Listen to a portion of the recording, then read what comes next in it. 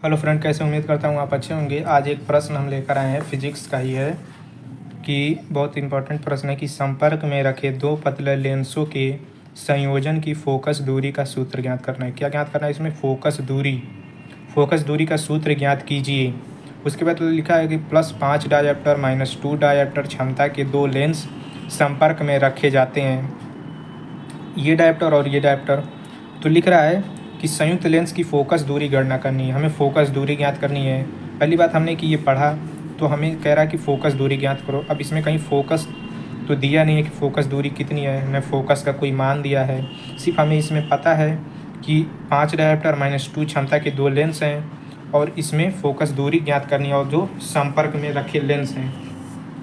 तो हमें फोकस दूरी ज्ञात करने के लिए हमें पता है कि डायप्टर हमें मान पता है। तो आपने पढ़ा होगा कि P बराबर होता है 1/f।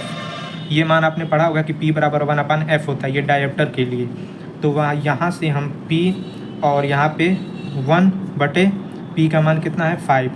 तो यहाँ से हमें F का मान निकल गया, ये इधर आ जाएगा तो मान निकल गया।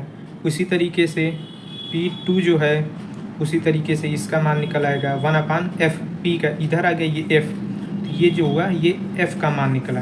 P2 का उसी तरीके 1/f होता है तो F2 का मान निकलेगा 1/2 माइनस का। तो यहाँ से हमें क्या पता चला है कि हमें F2 का मान और F1 का मान, हमें फोकस का मान निकल गया है। अब हम कह रहा है फोकस लेंस की दूरी, हमें दो पतले लेंस के संयोजन की फोकस दूरी ज्ञात करनी है।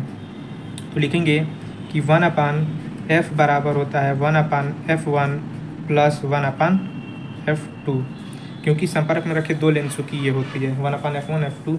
तो 1/f बराबर हमें पता है 1/f1 का मान है 1/5 माइनस 1/2। तो 1/f बराबर 5 दूनी 10 हो जाएगा, ऊपर तो 2 माइनस 5 हो जाएगा।